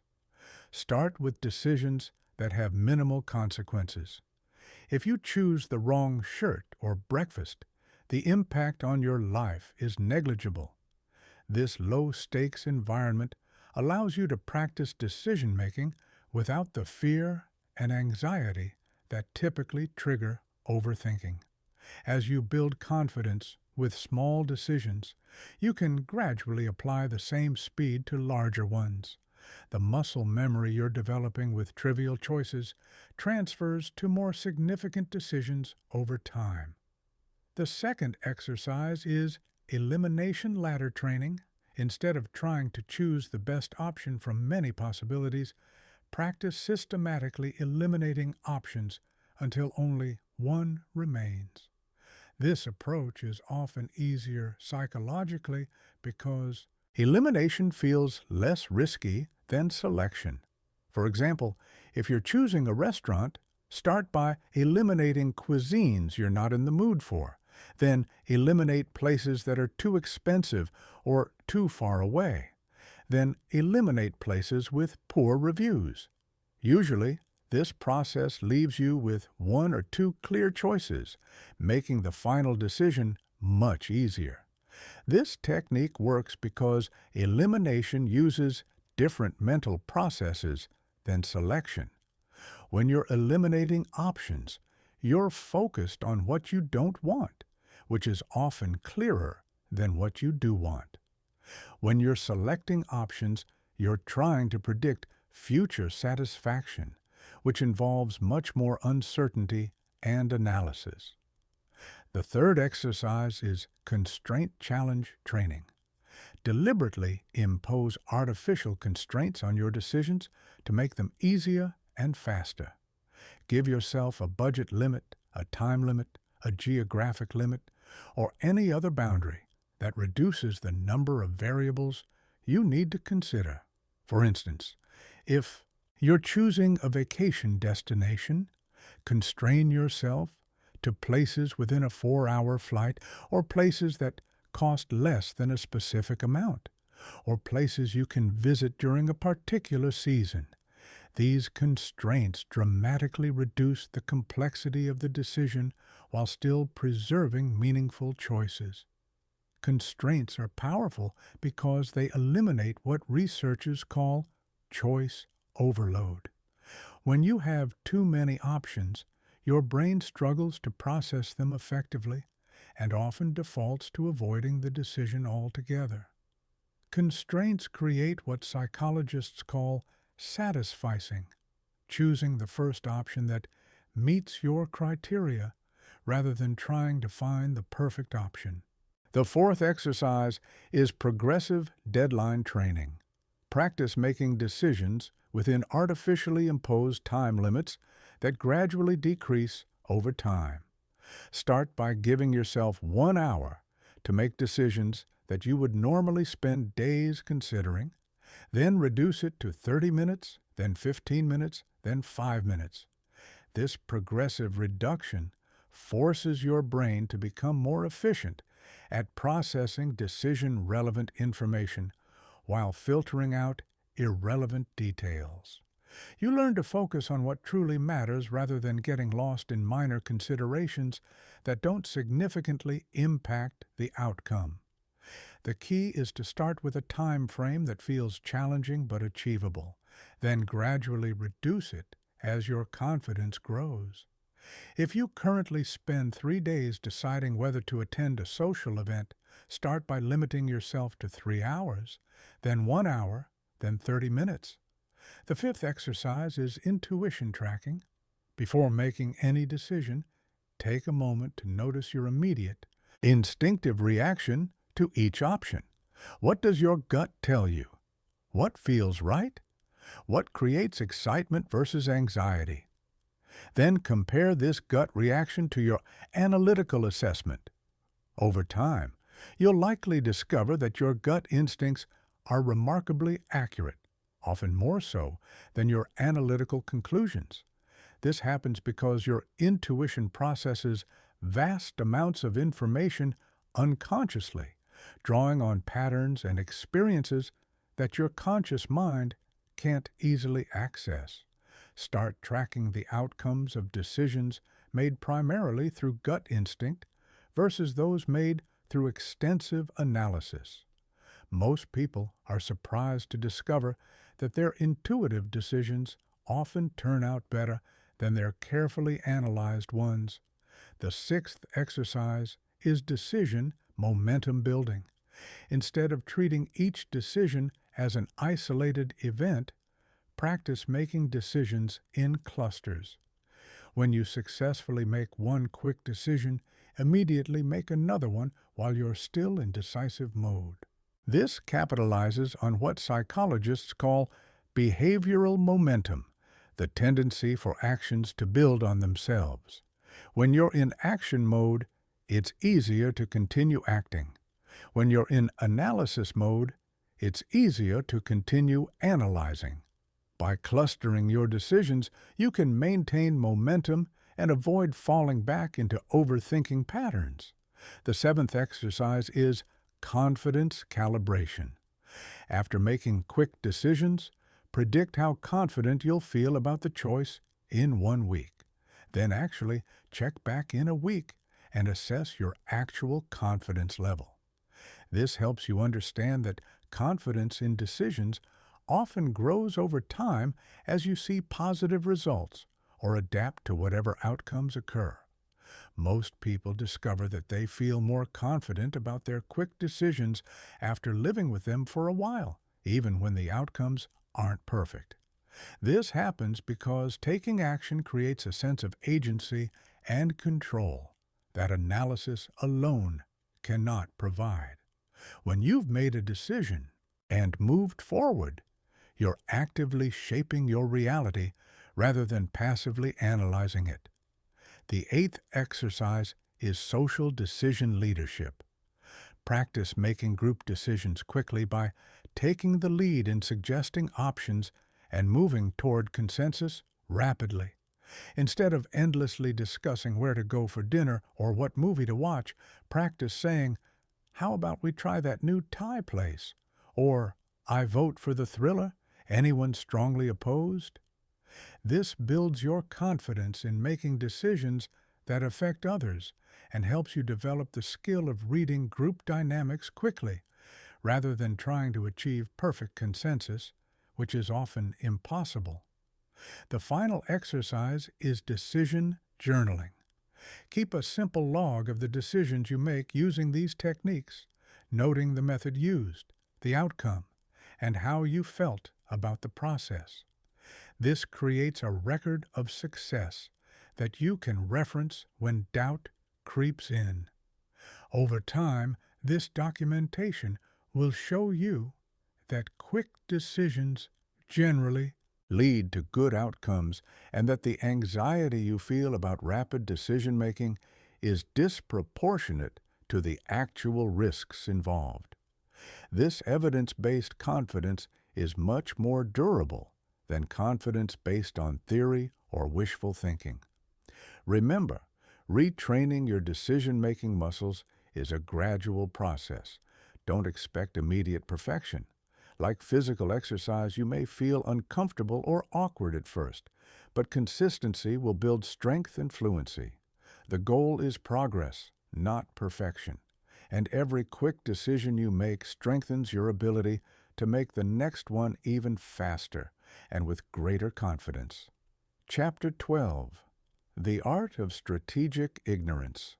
In our information-saturated world, one of the most counterintuitive skills you can develop is the ability to deliberately ignore information that won't improve your decisions. This isn't about being willfully ignorant or avoiding important facts. It's about recognizing that more information often leads to worse decisions, not better ones. Strategic ignorance is the practice of consciously limiting your information intake to only what's directly relevant to the decision at hand. It's about understanding that your brain has limited processing capacity and that filling it with irrelevant information reduces your ability to focus on what actually matters.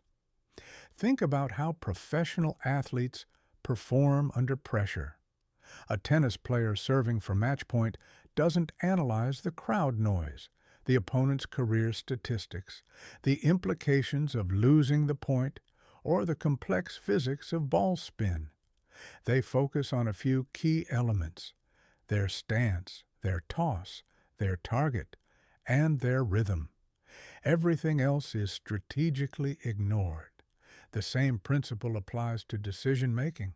When you're choosing between job offers, You don't need to research the company's quarterly earnings from 5 years ago, read every employee review ever posted online, or analyze the macroeconomic trends in the industry for the past decade. You need to focus on salary, role responsibilities, growth opportunities, company culture, and how the position aligns with your career goals. The challenge is that your brain resists strategic ignorance because gathering information feels productive and important. Your overthinking mind convinces you that you need to know everything about a situation before making a decision.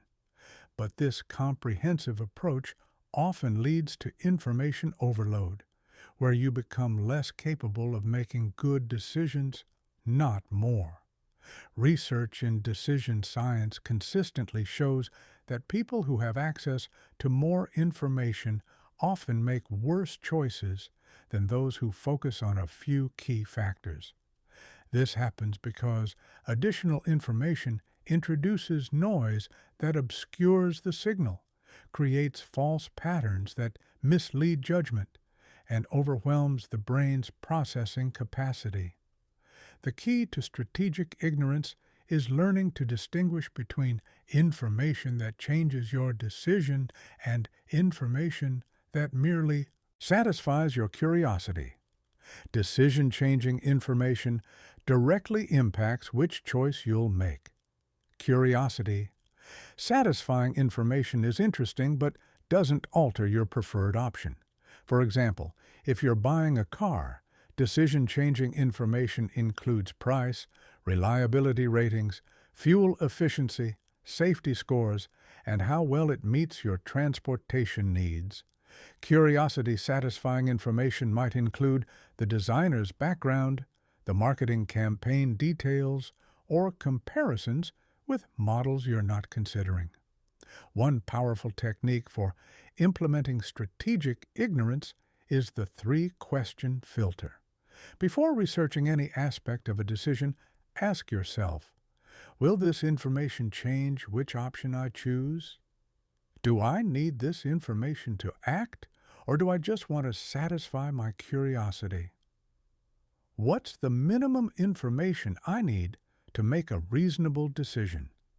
If the information won't change your choice, if it's driven by curiosity rather than necessity, or if you already have sufficient information to decide, then strategically ignore it.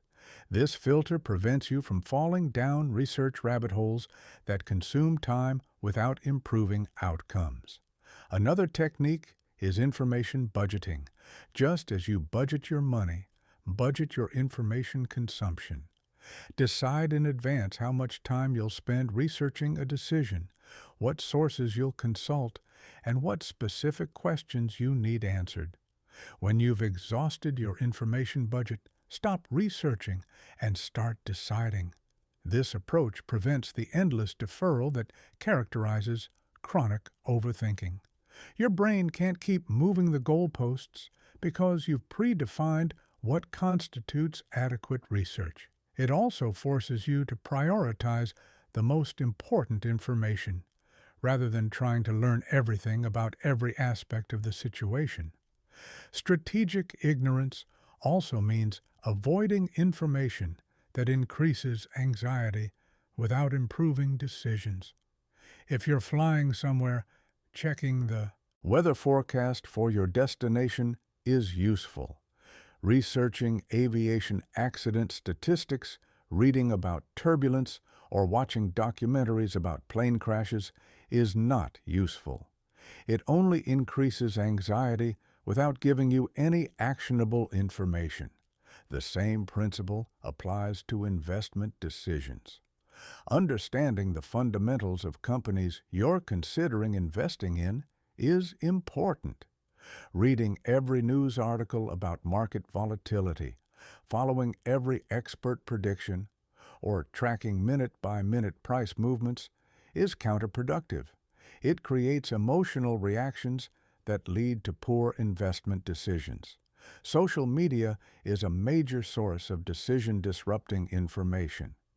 When you're trying to make a personal choice, avoid crowdsourcing opinions from your entire network. Too many perspectives create confusion rather than clarity, and social media advice is often more about the advisor's need to be helpful than about your actual situation. Strategic ignorance extends to avoiding comparisons that don't serve your decision making. If you're satisfied with your salary until you learn what your colleague makes, that comparison information isn't helpful. It only creates dissatisfaction without changing the objective value of your compensation. Similarly, if you're content with your living situation until you see luxury homes on social media, that comparison information decreases your satisfaction without providing actionable insights about your housing decisions. One of the most important applications of strategic ignorance is in creative work. Writers who read extensively in their genre while working on a book often find their voice influenced by other authors. Artists who study too many techniques while creating a piece often lose their authentic style.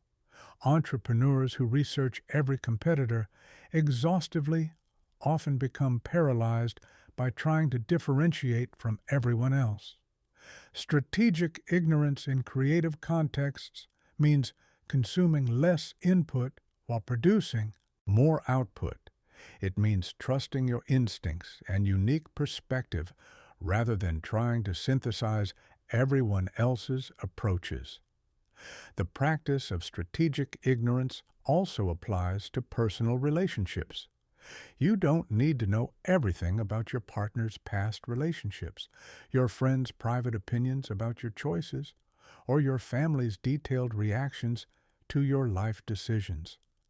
Too much information about others' thoughts and feelings often creates problems where none existed. In the digital age, strategic ignorance might mean unfollowing social media accounts that trigger comparison or anxiety, unsubscribing from news sources that provide information you can't act on, or turning off notifications for apps that interrupt your focus without providing value. It might also mean avoiding research about decisions that are already made. Once you've chosen a restaurant, don't read reviews that might make you second-guess your choice. Once you've booked a vacation, don't research alternative destinations that might create regret.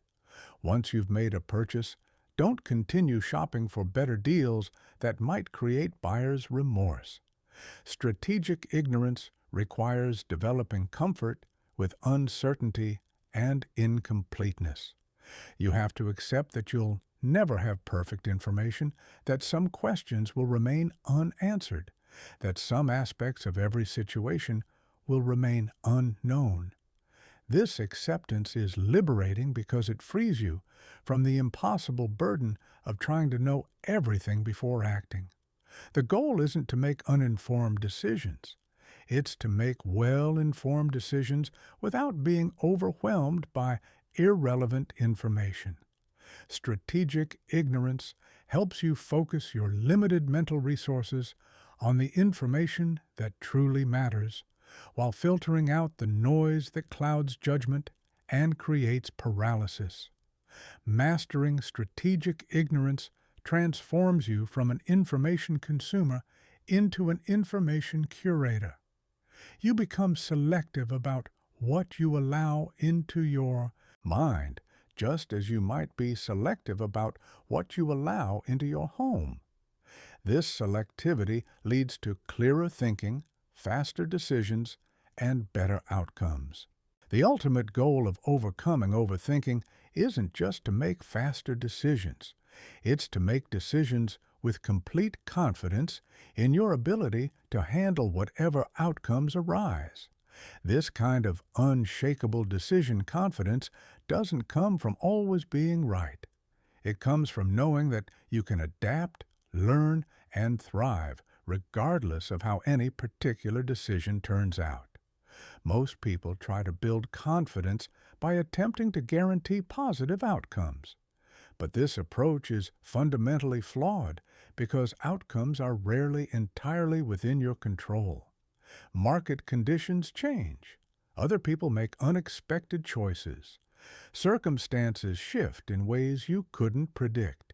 If your confidence depends on controlling outcomes, it will always be fragile and temporary. True decision confidence is based on trust in your ability to respond effectively to whatever happens, not on your ability to predict what will happen. It's the difference between trying to control the weather and knowing you can handle any weather that comes your way. This confidence is built through what psychologists call self-efficacy, the belief in your capability to handle challenges and achieve goals through your own actions. Self-efficacy isn't about believing you'll never face problems. It's about believing you can solve problems when they arise. The first step in building unshakable decision confidence is reframing your relationship with failure. Instead of seeing failure as evidence that you made a bad decision, start seeing it as evidence that you're willing to take risks and learn from experience. Every failure teaches you something that success cannot, and this learning makes you more capable of handling future challenges. This reframing is crucial because fear of failure is one of the primary drivers of overthinking. When you're terrified of being wrong, you'll analyze every decision to death, trying to guarantee success. But when you see failure as valuable feedback rather than personal defeat, you can make decisions more quickly and confidently. The second step is developing what researchers call response flexibility, the ability to adapt your approach when circumstances change. This means having multiple strategies for achieving your goals, rather than being rigidly attached to one specific plan. This flexibility removes the pressure to make the perfect decision up front, because you know you can adjust as you learn more. It transforms decision-making from a high-stakes, one-shot event into an iterative process of gradual improvement. The third step is building what I call outcome independence. This means deriving satisfaction and confidence from the quality of your decision-making process rather than from specific results. When you focus on making decisions based on sound principles, available information, and clear values, you can feel confident regardless of how things turn out. Outcome independence doesn't mean you don't care about results. It means you don't let results determine your self-worth or decision-making confidence. You understand that good processes lead to good outcomes over time, even if individual decisions sometimes produce disappointing results.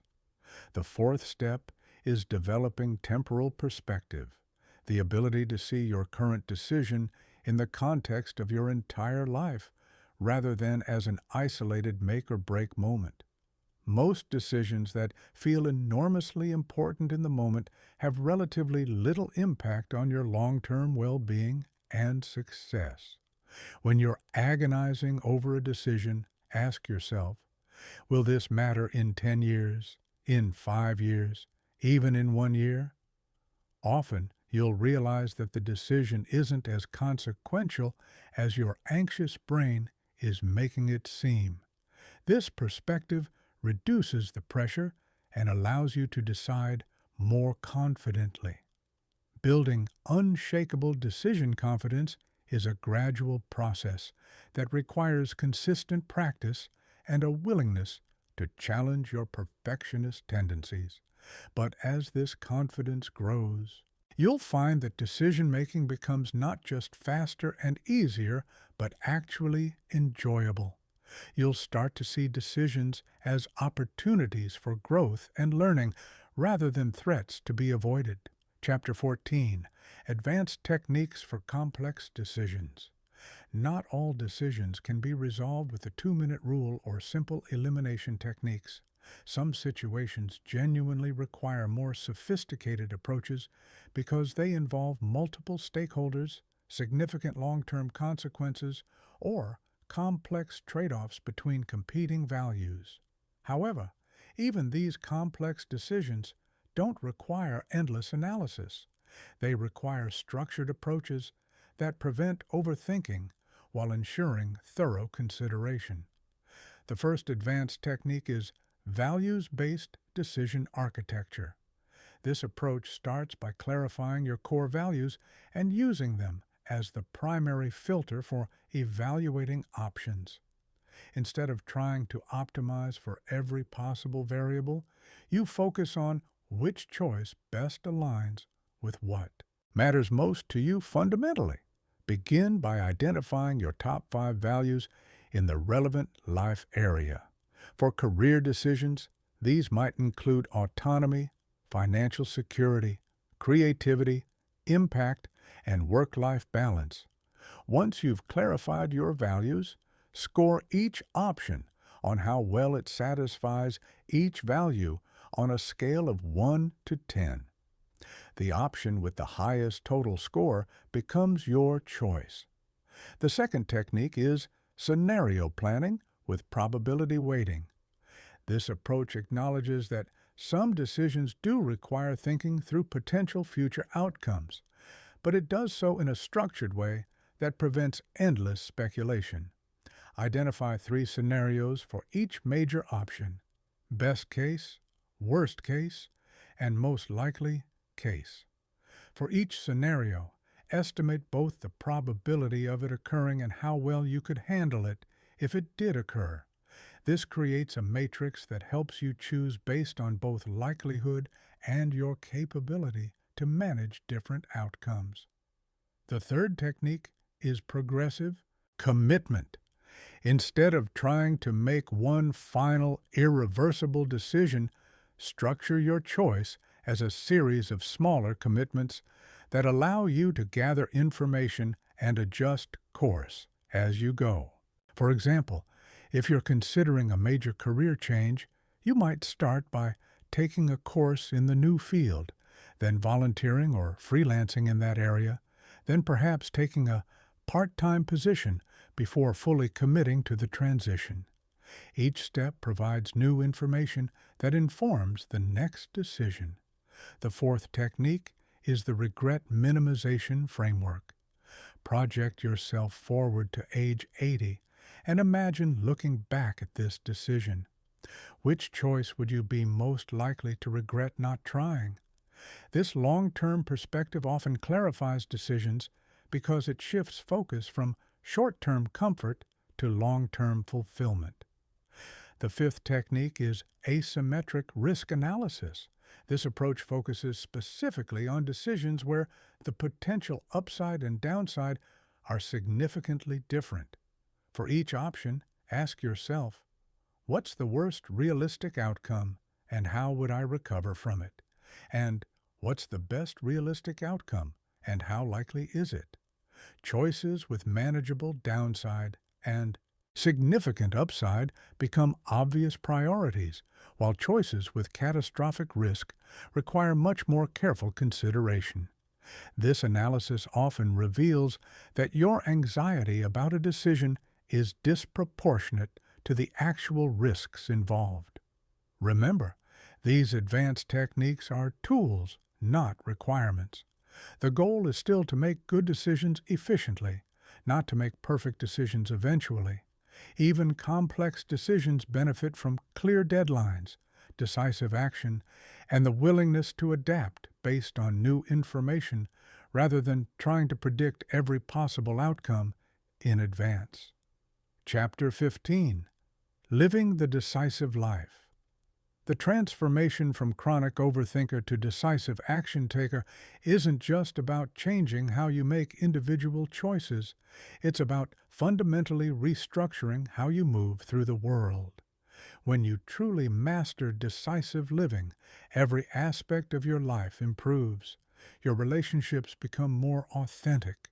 Your career progresses faster. Your health improves. And your overall satisfaction increases dramatically. Living decisively means operating from a default of action rather than analysis. Instead of asking, "Should I do this?" you ask, "Why wouldn't I do this?" Instead of looking for reasons to hesitate, you look for reasons to move forward. This shift in default thinking accelerates every area of your life because you spend more time implementing and less time deliberating. One of the most profound changes you'll experience is in your relationships. When you stop overthinking every interaction, you become more authentic and present with others. You say what you mean what you say, and you don't spend hours afterward analyzing every word choice or facial expression. This authenticity is magnetic. People are drawn to individuals who are comfortable with themselves and confident in their communication. Your relationships deepen because you're able to be vulnerable and honest without constantly second-guessing yourself or managing impressions. Decisive living also transforms your approach to opportunities.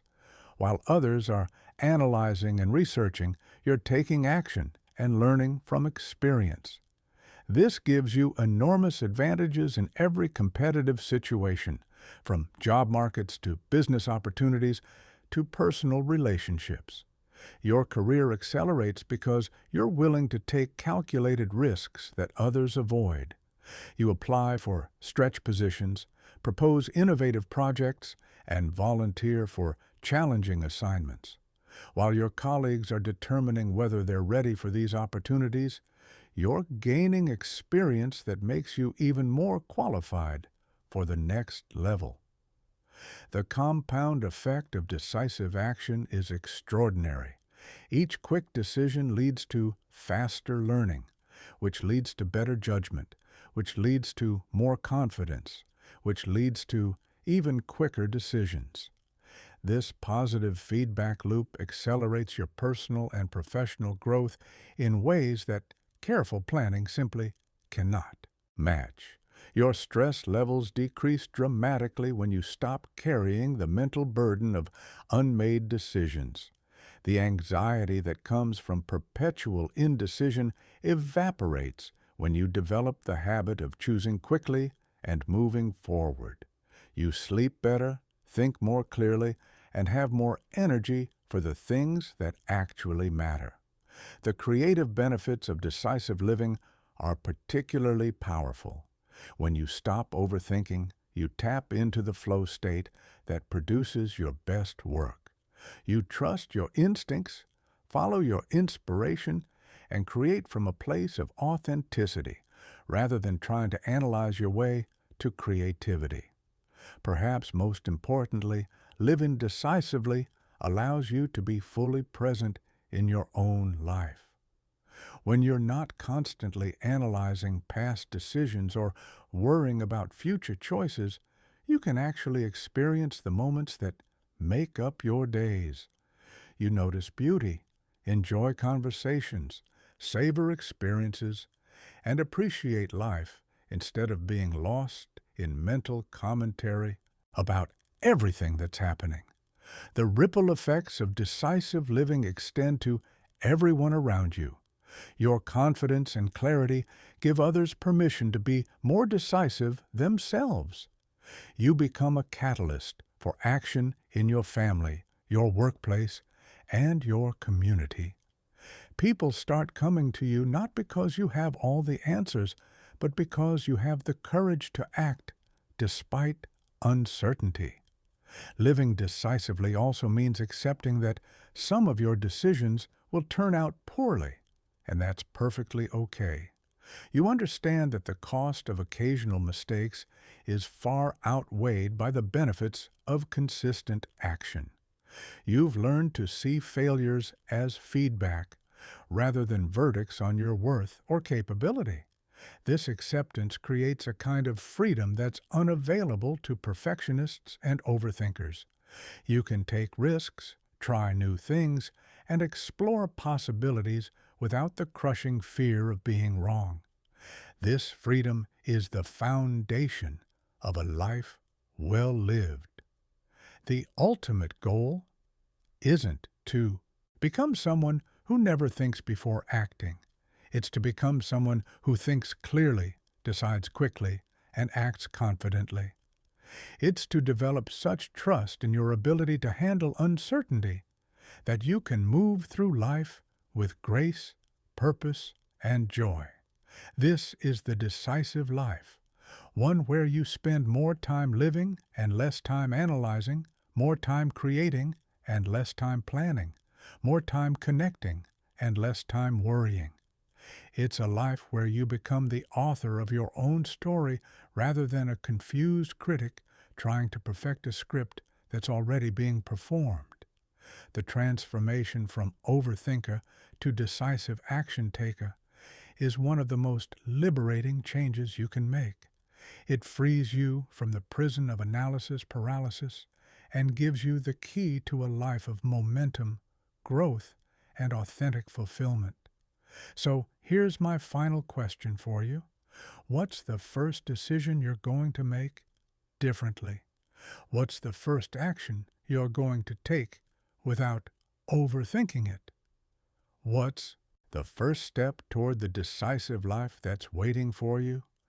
The time for analysis is over. The time for action is now. Stop overthinking everything. Start living decisively. Your future self will thank you for making this choice today.